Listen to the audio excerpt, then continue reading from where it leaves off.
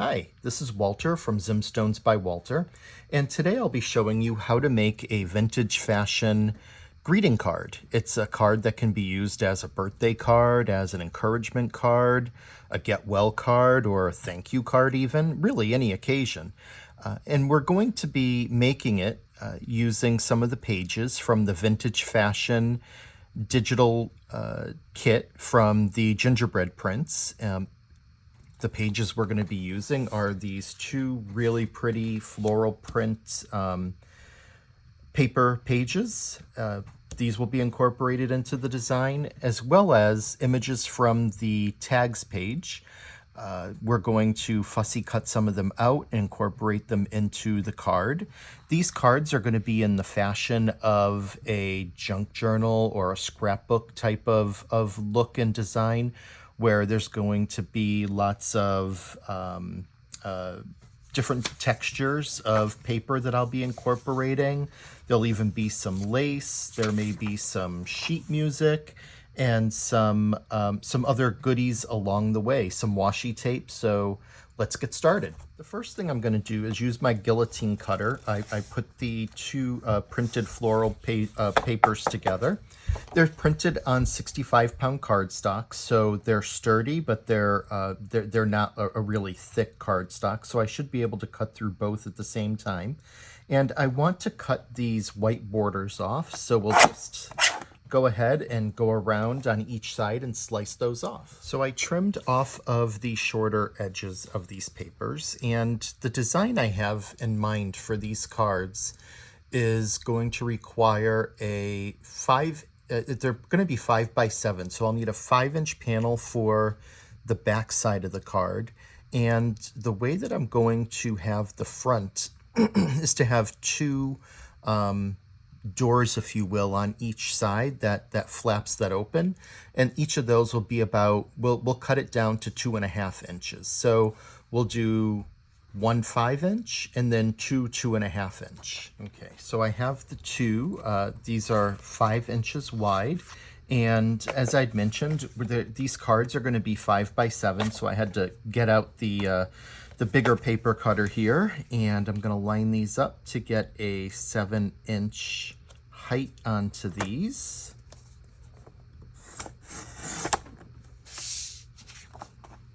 There's those. And we're going to do the same on these panels to get those cut down to the right height as well. So 7 inches.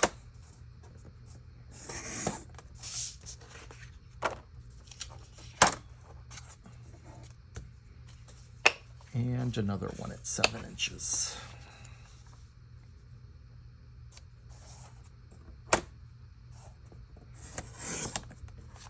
Okay, so now that paper is cut. The first card that I'm going to be making is going to have a black base to it, black card base to it.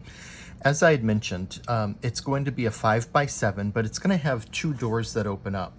So we know that there'll be scores to create the 5-inch back base to it, and then to be able to fold the doors. And if each door's 2.5 inches, that means in total we'll need 10 inches, which means I'm going to go ahead and start by cutting 1 inch off of this black paper. I'm using 110-pound cardstock for this because I want it to be a little bit sturdier, just to, in the event that the recipient might want to actually stand it up and have it be seen and use even as a decoration. Because a card like this, you really could do that. So now that we have that cut, we're going to go 2.5 inches in, so to 7.5. We're going to score that there, coming right down. When scoring like on this type of paper, I like to do it 2 times just to make sure that we get a good mark. And then we're going to want to be 2.5 inches in the other way. In order to make sure I achieve that, I'm going to put that at the 3 on this particular scoreboard, and then go up 2.5. So then that's going to make it at 5.5. So we'll put a score line there as well. And this way we're going to have the the two flaps on each side of the card base that we're going to incorporate into the design. Next, we know that we want the height to be 7 inches. So I'm going to, now that I have that scoring done, line that up at 7 and go ahead and give that a cut to get rid of those 2 extra inches there. Always hold on to that scrap paper. You never know when you're going to need it for another project or to incorporate into a design. Okay, so I used my bone folder to fold those panels. So now we have our panels all set. Something that I want to have in this design is to have some lace coming up from the sides to go ahead and tie around the card. So in order to do that, before I start putting any kind of paper onto here, I want to figure out where I'm going to hole punch to make those marks. So we know that this is 7 inches. So halfway would be at 3.5. So right now, here I am at the 5-inch mark. So if I were to go up to 8.5, that should be halfway. So I'm going to just put a mark there with a pencil so I know where to go. And if I follow that over, and I come up and I go to there, then I know where that's going to go. Okay, so I punched one side. Now I'm going to go ahead and show you how I just left a little bit of space there. Now I'm going to do the same over on this side and come up right where I have that pencil mark. And we know that that's going to be approximately even on each side, going across from each other. I'm just looking for the best place, and I think I want to put it right there. Lined up, that looks pretty good. Go ahead and punch right through it. So now we have our holes, and this is where the lace is going to come across and come up so it'll tie in the front. So let's start with figuring out the paper for the back panel. I'm going to use this darker of the floral papers from the Vintage Fashion digital kit. And I know I'm going to want to leave the holes open there. The alternative is I can go ahead and have it fill up the hole back and punch holes into there. That's one way to do it. I kind of like the idea of I'm going to cut this panel down a bit, both on the sides, each side and the top and bottom, to have a panel that's just going to fit in between those holes. So I estimated a 1/2 inch off of each side, and that looks good. So then I also took a 1/2 inch off of the top and the bottom, and that looks really nice. So now you'll see that we're just going to put some adhesive tape onto the back side of this floral paper, and we can just get that centered right there, and I think that's going to look really nice. I love the way that the contrast of the black cardstock against the flowers, the cream and the red, and there's a little bit of brown and a little bit of purple. It just looks really, really nice. So we have our back panel done. Now we're going to flip over and work on the outside front panels. So the 2 front panels are now set, and I'm going to adhere those down with some double-sided tape. Okay, so with the front panels done, we can now move on into the inside. And this is where you can really start to have some fun in regards to kind of creating that junk journal, scrapbooking type of look and feel. I thought it was appropriate that since we are talking about vintage fashion, that I have this paper from, I believe it's from the Craft Emporium, and it looks like fashion advertisements from old newspapers. So I thought that would be fun to put on each side of the inside panels. And another way to add a fun touch is for everything not to look perfect. And so I have this ruler that actually has some deckled edges on it. And you can use those deckled edges to tear instead of cutting the paper. So I'm going to measure and decide what I want where, and I'm going to tear it out using these deckled edges. So I know that I want that to be probably about 2 inches or so in. So using the lines on my craft mat here, I know where 2 inches is. Probably want it to be just a little bit bigger than that. So I'm going to estimate right about there. I can always cut it down if I need to. But it's really easy to use these rulers, and I think it's fun because you just line it up, make sure it's the way that you'd like it. I'm actually going to turn it over so that the that kind of raised edge is facing down on the paper, and then just tear. And that looks really cool. You get that cool little edge to it. And I just want to make sure that that's going to fit, and it does. So now we're going to do the same thing for the other side.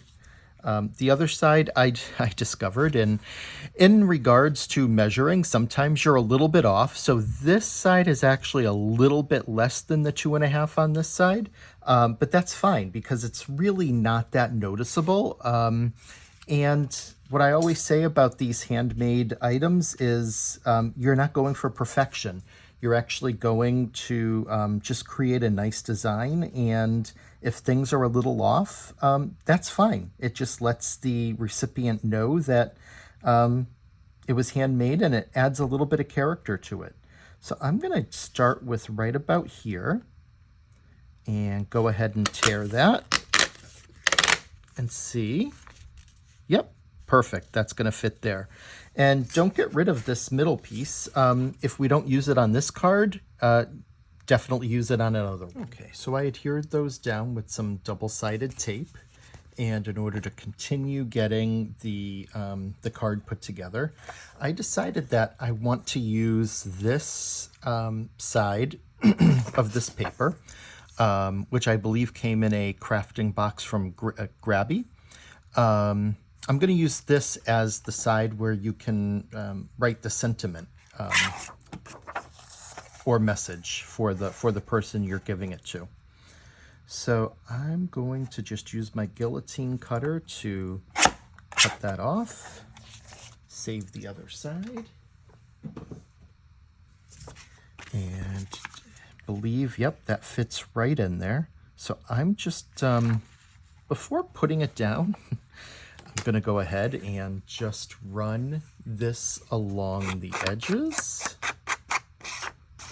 Again, just to make it stand out a bit, add a little bit more aging to it, just to give it some character. It already had some in the design of the paper over on this side, but this just enhances it and adds even more. So I'm going to get some double-sided tape on there and adhere it. So I have that adhered down now, and that's where I can stamp a sentiment, and also where we can go ahead and write the message to the person. I think that looks really nice. But since that has a butterfly, I have this butterfly washi tape that I'm going to add some of that to the inside as soon as I can find where the tape begins. That's always the problem with these tapes is finding the beginning. Where do you start to peel? So I'm going to go ahead, here it is, and just take some of that, and I'm going to run it along the top and along the bottom.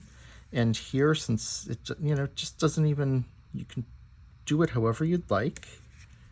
I'm just going to decide where to put it and just rip it, maybe rip another piece and do that. And then I'm going to repeat that and do the same thing down the bottom. And you could skip this, but I like the butterfly look. It goes with the butterfly that's on the paper already. So let's just do that and tear. And tear that off. Perfect.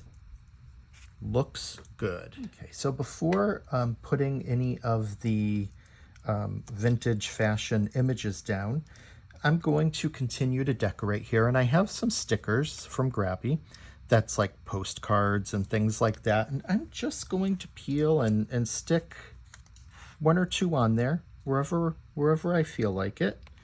I don't want to cover up too much of the advertisements, but let's put one right there. And I also have these clocks. Will a clock fit over there? I think that might look kind of cool. It won't. That's a little too big. That's fine. Let's see. I have this. I believe it's a sticker. Sometimes you need to use a tool to separate the film from the back. Get that separated. And this one actually has a fashion theme because it says needles, which of course, you know, goes into making the items. So we're gonna stick that down right there. And we can continue embellishing once we decide on our images. But that's good for now. Again, you're just going for that scrapbooking, junk journal type of feel. So now I'm going to take a look at the images, and they're all very pretty. Lisa, who owns the Gingerbread Prints, just comes up with the most amazing, beautiful prints, and they're always fun to create with. So really can choose any of these that that you might want to incorporate. I see a few that are favorites that I'm going to use my scissors and fussy cut out now. Okay, so I selected my images and cut them out, and I'm going to use these on the inside. I'm going to put these on the outside. But what I'm going to do is, you guessed it, I'm going to just run a little bit of this ink along the edges just to give it that look. And the other thing it does is, if you didn't cut close enough, there's a little bit of white there, it actually helps you cover some of that up. So look at that. There's an actual good reason to do this sometime other than just for aesthetics. But again, you know, like I said earlier, like I say a lot, as you're creating, as you're crafting, everything's not perfect, and that's okay. And that's the beauty of it. You do you. You make and put pride into what you're making, because it's going to turn out beautiful regardless.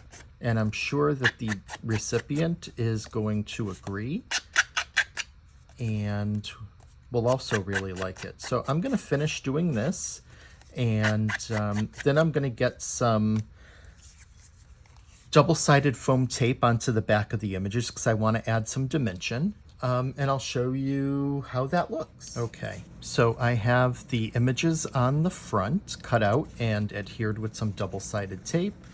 And I also did the same on the inside panels. I'm not going to put any images here since that's going to give us space for a sentiment and for writing. But now for the back. What are we going to do for the back? You can leave it plain. But I actually remembered that Lisa also in the kit has this page of bookmarks. And so I'm going to cut out one of the bookmarks, and I'm going to center it down the back. And I'm going to use that as the back of the decoration for the back of the card. So I cut out the bookmark that I want to use, and I think that's going to look really nice. And I'm going to run some of the tea stain around it. It's going to overlap that floral print image a little bit, but that's okay. I actually like that. And there's another really, I think, kind of cool decision that you can then make when you're deciding about the placement of it. And that's, I had told you at the beginning that there was going to be some lace going around and through the holes of the card. And so you can decide, do you want that lace to go over this image, or do you want it to run under? And the cool thing is, if we're using the double-sided foam tape, as I plan on using, a piece of it just got stuck there. Jeez. See, anything can happen when you're recording like this. You can decide, you can use the foam tape, and that way you can actually have the lace go under, which I think is kind of a cool look, and that's what I'm going to do. So let's get to the lace next, and then we'll go ahead and finish up the card after that. So this is just some lace I picked up. It was like a multi-pack on Amazon. It was pretty cheap. But, you know, it's nice to use in both card making as well as in scrapbooking or in junk journal making. And, you know, with this being vintage, it just makes sense to have lace incorporated. Before I put that through, something you could do is to, if you have the antique linen ink distress ink from Tim Holtz, or if you have the spray, you can actually spray that lace to kind of age it a bit. I'm actually going to skip that for this particular card, but it's a step that you could definitely do. So I'm just going to fold one end to pull that through, and I want to make sure that there's going to be enough for it to tie. So have that, and then come through, and I'm going to cut a piece. I may end up having more than I need, but that's okay, because I can always save the scrap to use in another place on this card, or in a future project, whatever that might be. So the reason why I wanted to get this done first is I'm going to see about evening it out for tying, and that is about even. So then, once you have that in place, you can get that back panel adhered, because again, I want the back panel to go over it, and the nice thing about that is it does end up with the foam tape. It holds that in place so that the lace doesn't come undone easily. Okay, so I put that bookmark or back panel over the back there. That holds that lace in place nicely. There's still some more stuff we're going to do, but you get the gist. We're going to end up tying that, and it will tie your card closed, which is kind of a cool idea. And if it's on display,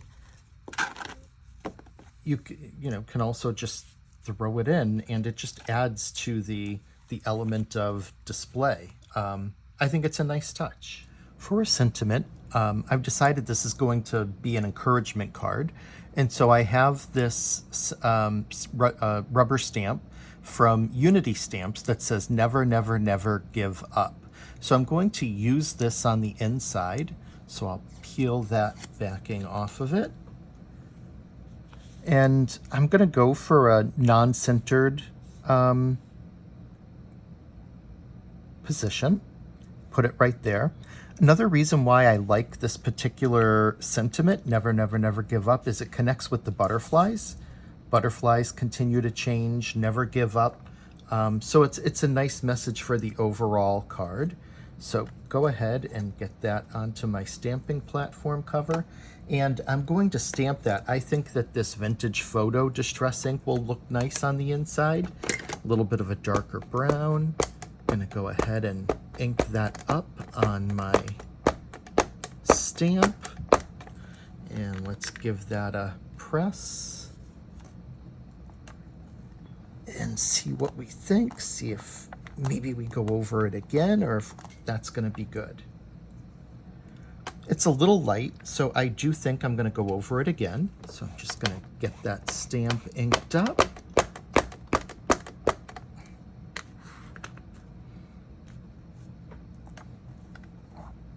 Press it down. That's good. I like that. I like the way it looks. It even looks a little bit older too, which is kind of cool. So let's go ahead and wipe that off. And we'll decide on the next piece to add. So we have the sentiment stamped on the inside. I think it might be fun to have something on the outside. And I have these label stickers from Tim Holtz Ideology. They have lots of different sayings. And if you can choose to incorporate this, or you can decide not to. I think I'm going to incorporate one, and I'm going to do it on the front. And so I think the one that I'm going to use to go with the Never Never Give Up is, I like something like the Be You Bravely, Never Never Never Give Up. So I'm going to, instead of just taking this off, I actually do want there to be something on the back of it, because what I'm going to do, decide where to put it. I could put it just like right there, in which case a sticker would be fine. Could also have it overlap so that it's sticking down on part, but not. So actually, though, I like it better over one of the images. So I'm going to go ahead and peel that off. That's the nice thing about these ideology stickers, is they have great sayings. And again, you can put it anywhere you want. I'm going to put it right there. And with that, we could add more embellishments. That's definitely something we can do. And to that effect, I have these pearl gems, sticky adhesive gems, that I think we're going to put some of these on there. The pearls go nice since it's fashion. And so I think for this, I'm going to take some of these smaller ones and kind of put them up in the corners like that, to embellish the corners of the images. And then, you can really put them anywhere you like. So I'm going to go ahead and do some more embellishing, and we'll be back to finish this up. Okay, so I chose to add 4 small pearls in the corners of those images, just to kind of act as like a fastener, if you will. That's the kind of effect they give. And then on the front, I actually decided to put 2 of the bigger pearls on each side of those images. And so we have the sentiment on the front there. We have the stamped sentiment on the inside. There's space to write a message to the person you're sending this to. On the back, all nicely designed. And so really, the last thing that you can do before sending it off is, now I'm not great at tying bows. I'll be the first one to admit that. So this probably isn't going to be a really pretty, perfect bow, but it'll do. And so go ahead and tie that and have those ends come down. And that is just a really pretty, I think even elegant card that we made. Did not take long at all. A lot of fun to do.